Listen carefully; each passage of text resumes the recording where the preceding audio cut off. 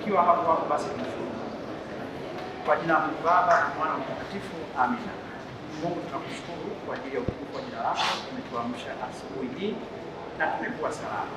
Asante kwa ajili ya wote waliofika mahali hapa. Tumekuja hapa kwa ajili ya kesi na tunaiweka kesi mikononi mwako.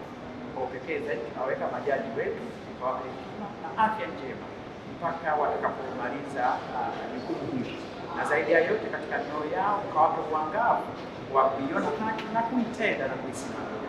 Tunakushukuru pia kwa ajili ya mawakili wetu wapande wanaomshauri kuhusu mawakili na mawakili pia wa serikali wote pia. Mungu wetu wa majeshi, ukawape uangavu wa kujua haki na kuitenda na kuitafuta na kuisimamia.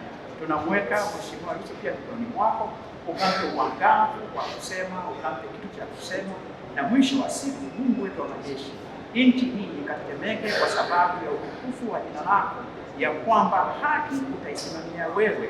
Kwa jina la Yesu Kristo mwenye uweza, tunaangusha kila hila na ngome zote za kuzimu za mapepo zisipate nafasi ya kuharibu nchi yetu, ili pia ipate nafasi ya kuifinya haki katika nchi.